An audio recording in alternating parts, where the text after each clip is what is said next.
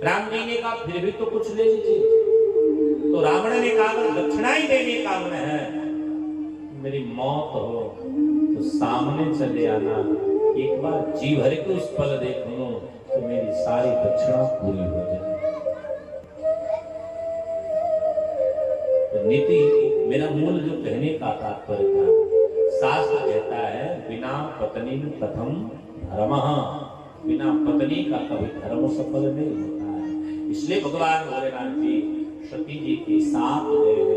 अच्छा एक बात गौर से सुनना, अगस्त ऋषि के इष्ट कौन है? बोले अगस्त ऋषि के इष्ट हैं भगवान शिव। क्या देखा है? आपका इष्ट आवे, इष्ट की अर्धांगिनी आती है तो नीति कहती है कि सामने सेवक का भाव बदल जाता है। वो स्वामी जी की लेखनी बदल गई कि संघ सती जग जननी भवानी, संघ सती जग जननी भवानी, पूजे ऋषि अखिलेश्वर पूजे ऋषि अखिलेश्वर सती है, जगत की जननी है, उमा अंबिका भवानी है। अगस्त जी चरणों में लेट करके प्रणाम कर रहे हैं। मैया ने कहा महाराज हम कहाँ आए हैं? भगवान भोलेनाथ जी ने कहा देवी हम कथा सुनने आए हैं। मैया ने कहा बाबा एक बात तो कथा कौन सुनाएगा? भोलेनाथ जी ने कहा जो हमको प्रणाम कर रहा है वही सुनाएगा। भेद बुद्धि आई। मैया मन में विचार करने लगी, जब वक्ता ही श्रोता को साष्टांग प्रणाम कर रहा है तो वक्ता कथा क्या करेगा? मुझे बड़ी याद है भली भात 2018 में श्री रामनवमी के पवित्र उत्सव पर दशरथ जी के आंगन में अचानक मेरे गुरु जी का आदेश हुआ। क्योंकि हमारे यहाँ का एक नियम है, राम विवाह, कार्तिक मेला और चैत्र की नवमी में राम कथा का आयोजन होता है। अचानक 5 दिन पहले मेरे गुरु जी का आदेश हुआ कि राम शंकर दास इस बार कथा तेरी होगी, तेरे मुख से हम कथा सुनेंगे। अब तो हमको ऐसा लगा कि 11,000 का बोल्ट वाला वो करंट लगता है। जिस आसन में हम लोग झाड़ू लगाए वहां हमारे लिए व्यासपीठ सजाई जा रही है। जिस आंगन में मैं आज भी हमारा नियम है, जब हम अयोध्या होते हैं तो आज भी हम लोग का एक नियम है कि झाड़ू लगाना हम नहीं भूलते। झाड़ू लगाना, 7 जनों के जूठी पत्थर उठाना, ये आज भी हमारे अंदर गुण है। आज भी मैं करता हूँ। हम सोचने में हम कथवा का करते, पर गुरु जी का व्यासपीठ पर जब गए तो अयोध्या के अनेक विभूति महात्मा जन बैठे, परम विद्वान तपोधनी, जिनकी वाणी हम लोग नीचे बैठ करके सुनते थे, वो हमारी वाणी सुनने के लिए बैठे थे। ये हमारी महिमा नहीं थी, गुरु जी की शब्दार का। आज तो हम थर थर थर थर कांपने लगे। सत्य घटना बताओ, एक बार हम व्यासपीठ पर बैठे, फिर नीचे उतर गए। महाराज जी बोले काहे नीचे बैठ रहे हो? हम बोले नीचे में हम कथा करेंगे। अरे बोले गुरु जी इतना सुंदर व्यासपीठ बनाया। हम बोले महाराज हमारी हिम्मत तो नहीं कर रही। हमारे गुरु जी ने कहा साष्टांग हमको प्रणाम करो, आशीर्वाद हम देते हैं, हिम्मत तुमको मिलेगी। तो साष्टांग अपने राम जी प्रणाम की। गुरु जी दोनों भुजाओं से पीठ पर ऐसे थपथपाई और फिर कथाएं हुई। मानो अगस्त जी ऐसे ही आज भोलेनाथ जी के चरणों में लेट करके प्रणाम कर रहे हैं कि आप आशीर्वाद दीजिए ताकि आपके इष्ट की कथा हम आपको प्रेम पूर्वक सुना सकें।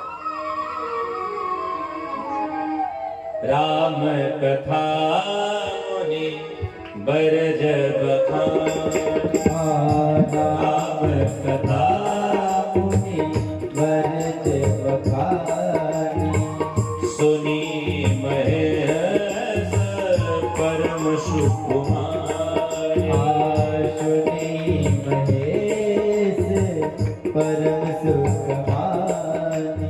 बाबा कथा कर रहे हैं, कथा की पूर्ण प्रकृति वर्णन कर रहे हैं, पर कथा सुन कौन रहा है? बोले कथा केवल भगवान भोले बाबा सुन रहे हैं। तब गोस्वामी जी से लोगों ने पूछा मैया पार्वती मैया सती कहाँ है? बोले श्रोता के समाज में तो बैठी है पर मैया का मन कथा में नहीं। जैसे आज भी यहाँ कुछ लोग कथाएं सुन रहे होंगे, अब किसी का घर में मन लग गया होगा तो उसका कथा में मन नहीं लगता। सोच रहा कब 11 बजे कब बाबा बकबकाइल बंद करेंगे, कब हम घरे जाए, तो उसका मन नहीं लग सकता कथा में। मैया का मन कथा में नहीं है, मैया का मन उधेड़ में है कि जो प्रणाम किया वही कथा करे, हम इसकी कथा क्या सुने। पर बाबा को बड़े मस्ती से सुन रहे हैं। कुछ दिन भगवान भोले बाबा वास किए, विदा मांगे चलने लगे। कथा सुनने का लाभ तब है जब आपका मन भगवान के चरणों में लग जाए। आप बारंबार कथा सुनिए, सब बड़े प्यार से सुनना। आप सब बारंबार कथा श्रवण करें, लेकिन अगर आपका मन भगवान के श्री चरणों में लगा नहीं तो समझना भी कथा सुनना बहुत सफल हुआ। बाबा जब कथा सुन करके वापस आ रहे थे तो बाबा के मन में एक भाव कि जिसकी हमने कथा सुनी है, अगर उस परमात्मा का कहीं दर्शन हो जाता तो मन बड़ा ही प्रेम से प्रमुदित आनंदित हो जाता। उसी समय उसी युग में त्रेता युग में ही भगवान राम का दिव्य अवतार हो रहा है। राम जी का उसी युग में वनवास हुआ है। मारीची के ओट में रावण ने श्री जानकी जी का हरण किया है और भोलेनाथ जी ने क्या देखा कि जानकी जी के हरण के बाद भगवान राम श्री जानकी जी को ढूंढ रहे। भोलेनाथ जी हंसने लगे। कब हो जोग वियोग न जाके, देखा प्रगट विरह दुख पाके। बाबा ने देखा कि जिसके पास कभी दुख जा ही नहीं सकता, जो स्वयं दुख भंजन है, जो स्वयं कष्ट हरण करने वाला है, वह परमात्मा दुखी है। मतलब भगवान को लीला कर रहे हैं। शिव जी ने मन में अपनी विचार किया कि अगर इस समय इनसे हम पहचान कराते तो चूंकि ये लीला कर रहे, चूंकि ये लीला कर रहे, और इस समय अगर इनकी हम पहचान कराएंगे इनके लीला में व्यवधान होगा। अब है कोई आपका मित्र रंगमंच पर कोई कलाकार बन करके अपनी प्रतिभा को प्रदर्शित कर रहा है और आप उसके पास जाकर के और भैया सब कुशल है, तो वो अपनी प्रतिभा को कभी उस कलाकार का वो स्वरूप नहीं दिखला सकता। हमको एक दृष्टांत याद आता है, एक बार कहीं रामलीला हो रही तो जो हनुमान जी का पात्र अदा करते थे उनका थोड़ा तबीयत खराब हो गया। और आज की लीला में हनुमान जी का काम केवल इतना था कि रावण के दरबार में जाना था और बस इतना ही कहना था जोर से जय श्री राम। और रावण कुछ पूछता तो केवल इतना कहना था हम राम जी के दूत हैं। अब लीला के जो मालिक थे वो बेचारे चिंतित हो गए कि किसको हनुमान जी बनाया जाए, कौन हनुमान जी के योग्य। दुबला पुतला तो हनुमान जी बन नहीं सकता, हमारे जैसा कोई मोटा ताजा हो वही बनेगा। तो सामने वो हलवाई था, क्या नाम था, रामदरस हलवाई। सामने एक हलवाई था, नाम था रामदरस हलवाई। लीला के मालिक गए, लीला के मालिक देखे कि हलवाई भैया जिलेबी छान रहे। लीला के मालिक ने कहा 500 रुपया लो है।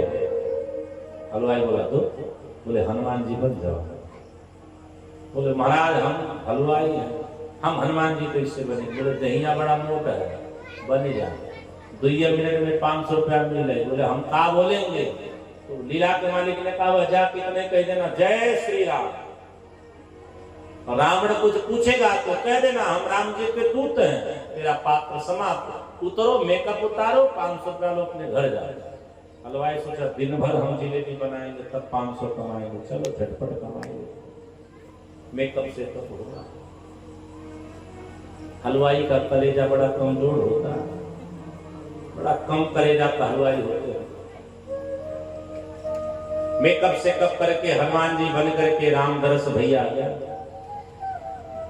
लीला के मालिक की बतलाना भूल गए थे कि जब रावण आएगा तो बड़ा गर्जना होगी। रावण धीरे से बोलेगा, लंका में भैया हनुमान जी बन करके गए, ध्यान से सुनना। रावण जब आया बेचारा सुखपुकाने लगा, डरने लगा। रावण डांट करके कहा तुम कौन हो? डर करके कहा हम रामदरस हलवा।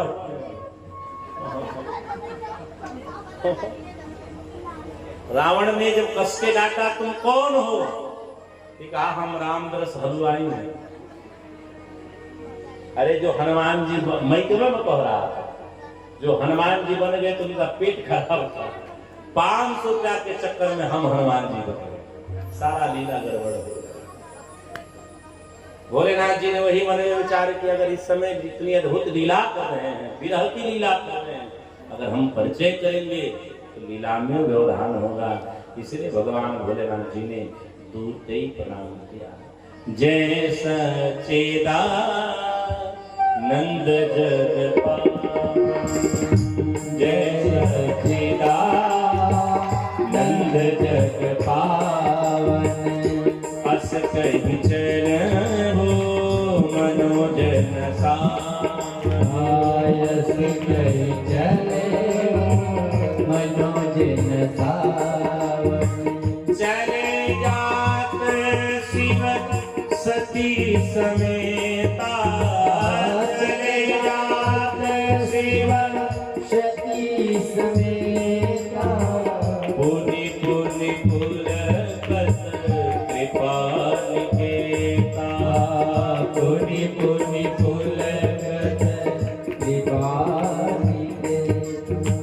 सती सुदशा शंभु के देखे, सती दशा शंभु के देखे, पूरे उपजा संदेहु विषेखे, पूरे उपजा संदेहु विषेखे। भगवान भोलेनाथ जी ने पहचान करना उत्तम नहीं समझा। भगवान भोलेनाथ जी ने दूर से ही प्रणाम किया, बोले जय सच्चिदानंद भगवान। प्रणाम किए, सती के साथ चलने लगे, लेकिन 4 कदम चलते थे से पीछे मुड़ करके पुनः देखते थे, आंखों में आंसू आने लगे। सती ने देखा, बोले अभी चलते चलते पगला गए। सती ने कहा महाराज रुकिए रुकिए रुकिए, आपने प्रणाम किसको किया? आपने सच्चिदानंद किसको कहा? आप रूप किसके लिए रहे हैं? आप बार बार पीछे मुड़ करके देख किसको रहे हैं? भगवान भोलेनाथ जी ने कहा देवी हम अपने इष्ट को प्रणाम करें।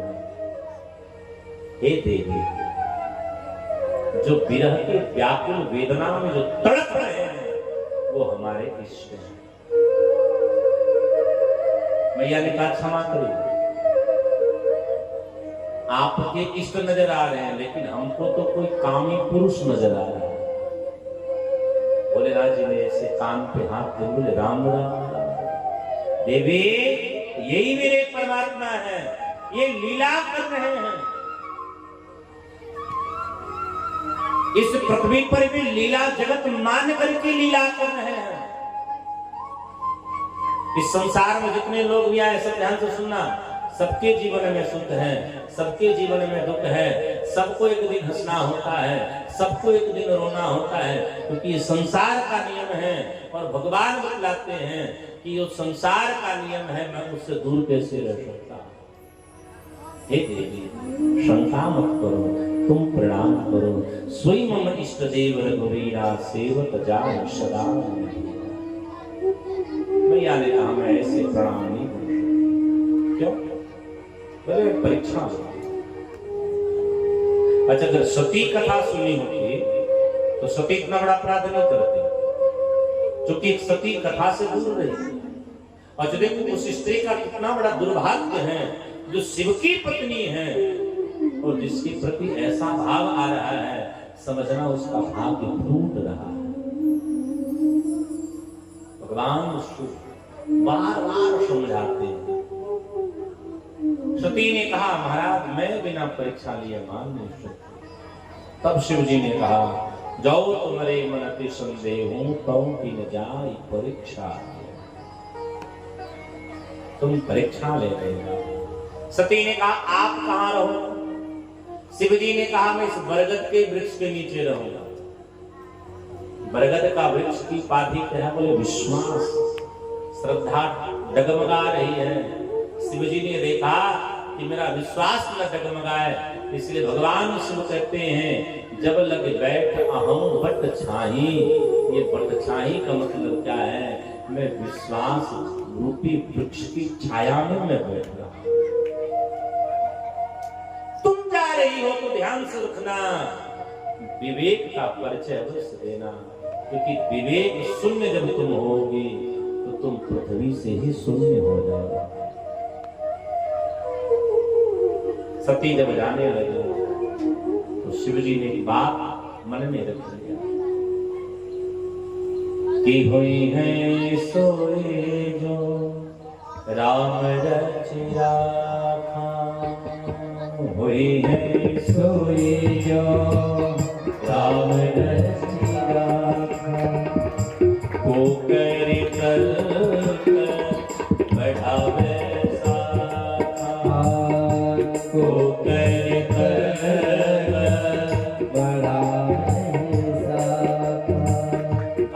कहीं लगे जापन हरि नामा, कहीं लगे जपन हरि नामा, कहीं सती जहाँ प्रभु सुख धामा, कहीं सती जहाँ प्रभु सुख धामा।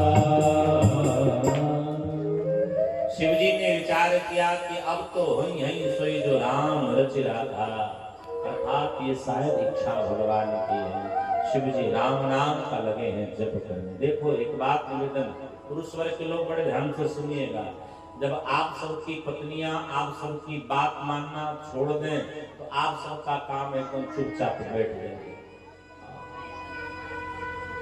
एक बात जरा विचार करिए,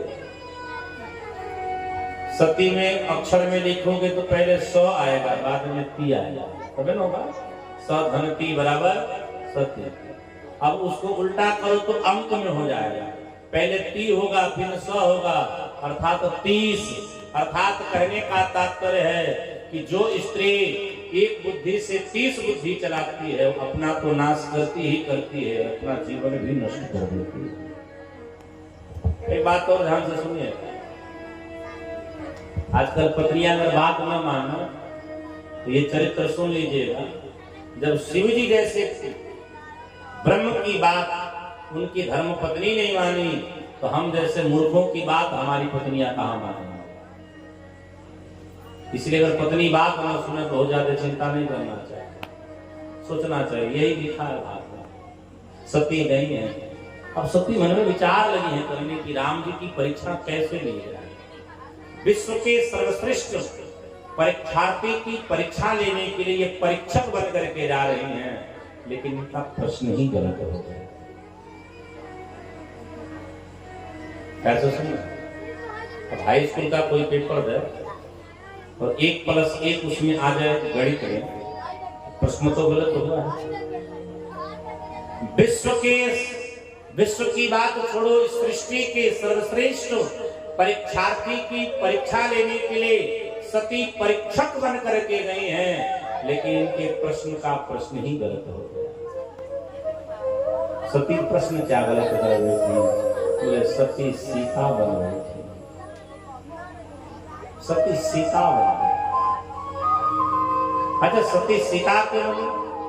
सती सीता का रूप इसलिए बना रही है कि अगर मैं सीता बनूंगी कोई साधारण पुरुष होगा तो हमको गले लगा देगा। राम जी ने देखा, राम जी समझ में, लक्ष्मण जी जब देखें तो लक्ष्मण जी तो आनंदित हैं, लेकिन सब कुछ बस लक्ष्मण जी कुछ कहे नहीं। राम जी ने इशारा किया, शांत रहो, परीक्षा की हमारी समय चल रही। राम जी ने मार्ग बदल दिया। सती विचार की कि लग रहा है कि राम जी हमको देखेंगे, इसलिए जिधर से आ रहे हैं सती ठीक सामने से आ रही है। सती सीता तो बन गई, पर सीता का चरित्र अपने जीवन में अपना न पाई। सीता जी का चरित्र है, दक्षिणी लक्ष्मणो यस्य वामी च जनकात्मजा पूरितो मारुतो यस्य तम वंदे रघुनंदनम। अर्थात सीता जी राम जी के वाम भाग में सुशोभित होती हैं, और वाम भाग सुशोभित होने वाली स्त्री अपने पति के 2 कदम पीछे चलती है। यहाँ तो सती सामने से आ रहे हैं। राम जी बार बार मार्ग बदलते हैं, सती बार बार जब सामने आती है तो राम जी समझ गए परीक्षा देना ही पड़ेगा। भाई गुरु जी आएंगे तो पहले चेला को तो प्रणाम करना चाहिए। तो राम जी बोले हम परीक्षा कक्ष में प्रवेश करने से पहले अपने गुरु जी को ही प्रणाम करो। जोरी पानी प्रभु के है प्रणाम, जोरी पानी प्रभु के है प्रणाम। पिता समेत लेख निज नाम, पिता समेत लेख निज नाम। ओ कहूँ बहोरी कहाँ वृक्ष के तो, कहूँ बहोरी कहाँ वृक्ष के तो, विपिन अकेले बिरहु के हेतु, विपिन अकेले बिरहु के हेतु। राम जी ने प्रणाम किया। राम जी ने कहा हम दशरथ के लाल आपके चरणों में प्रणाम कर रहे हैं। हे मैया, बनरिया बन करके कहाँ भटक रहे हो? भोलेनाथ जी से साथ कहाँ छूट गया? ये कहाँ भटक रहे हो? अब तो जैसे वृषकेतु अर्थात शिवजी का नाम मैया ने सुना, मैया चकित हो, मैया कुछ बोल ना पाए, मन में विचार करने लगी। अब हम शिवजी के पास जाएंगे तो क्या जवाब देंगे? शिवजी ने समझाया ये इष्ट है, सचमुच हो गया, अब तुम्हें क्या दूं? अब मैया इसी चिंता में दुखित हो गई। मैया अपनी आंख बंद करी तो राम जी से लक्ष्मण जी ने कहा भैया आप चले। राम जी ने कहा ऐसे कैसे चलो? वक्ता के द्वारा कथा नहीं सुनी, पति के द्वारा बात नहीं मानी, कुछ तो प्रभाव दिखलानी पड़ेगा। इसलिए मैया जब अपनी आंख खोली है तो क्या देख रही है? जह चित वही तह प्रभु आसी। सती अपनी आंखों को कचकचा करके बंद करी है, पुनः जब आंख खोली है तो कहीं भगवान नहीं नजर आए हैं। सती दौड़ करके शिवजी के पास गई। शिवजी ने कहा कहो कैसी रही परीक्षा? अब तो सती सोचने लगी क्या, तो सती झूठ बोल गई। ये नारियों का अवगुण है, माताएं झूठ बड़ा बड़ा बोलती है। अच्छा, उस स्त्री से एकदम बच के रहना चाहिए। माई बहन थोड़ा ध्यान से सुनिए। वो महिला से एकदम पुरुष को बच के रहना चाहिए। तनिका में रोवे लगे, तनिका में हंसे लगे, तनिका में नाचे लगे, तनिका में गावे लगे, समाचार एकदम 1 नंबर की जहरवाद हो स्त्री। इससे तो बच के रहना चाहिए। तो सती अपनी आंखों में आंसू लेकर के कहती कछुना परीक्षा लिंग गोसाई, किन प्रणाम तुम्हारे नाई। शिव जी बोले जब प्रणाम ही करना था तो यहीं से कर लेती। सती बोली थोड़ी सी नजदीक से प्रणाम किए। शिव जी ने जब नेत्र बंद करके देखा तो सती के चरित्र को जब समझ गए तो शिव जी ने कहा अगर अब हम सती से पत्नी का संबंध रखते हैं तो मेरी भक्ति नष्ट हो जाएगी। और भगवान शिव अपने मन में संकल्प करते हैं कि अब सती मां सीता का उदाहरण करी है तो आज के बाद सती मेरे लिए मां की ही जैसी है। बोल भगवान भोलेनाथ की जय। कोई संकल्पधारी नहीं है। अब तो जैसे भगवान शिव अपने संकल्प को लेते हैं, देवता हर्षित हो गए। शिव जी को आना था काशी, लेकिन भगवान शिव चल पड़े कैलाश पर्वत के ऊपर। तो भगवान को चलने दीजिए, चलने में थोड़ी समय लगेगी, जाने दें, वाणी को ही हम विश्राम करेंगे। लेकिन एक विशेष हम आप सबको सूचना देंगे। सब पहले जोर से बोलिए जय सिया राम, और जोर से बोलिए। कल कथा क्रम में हम भगवान भूत भावन भोलेनाथ जी और मैया पार्वती के विवाह का हम आनंद लेंगे। तो भाई पार्वती जी के विवाह हैंगे तो नेग न्यौछावरी होती है, बिटिया का कन्यादान होता है। उस विधि से आप सब थोड़े तैयार होकर के आइएगा। चूंकि भगवान भोलेनाथ जी और मैया पार्वती का विवाह है तो थोड़े सज धज के भी आइएगा, आनंद रूप में आइएगा। पांव पथराई की जो व्यवस्था हो वैसे लेके आइएगा। भाई दुल्हा आएंगे तो खीर खवाई भी देना होगा, समझते ही हो ना। अब आप सबसे बढ़िया कौन जानेगा खीर खवाई देना। तो आप सब इस अपने अनेक तैयारियों से आप सब आइएगा। तो बाबा हमारे चल रहे हैं, आओ हम भगवान भोलेनाथ जी का स्मरण करते हैं, अपनी वाणी को शांति करते। हर हर महादेव शंभो, काशी विश्वनाथ गंगे। हर हर महादेव शंभो, काशी विश्वनाथ गंगे। हर हर महादेव शंभो, काशी विश्वनाथ गंगे। हर हर महादेव शंभो, काशी विश्वनाथ गंगे। ऐसे नहीं, हाथों को बड़े मस्ती के साथ उठा करके प्रेम से बजाइए। जो लोग शिव चर्चा में जुड़े हो समझो हम अपने बाबा को जगा रहे हैं। इस भावना में सब गाइए। वो हर हर महादेव शंभो, काशी विश्वनाथ गंगे।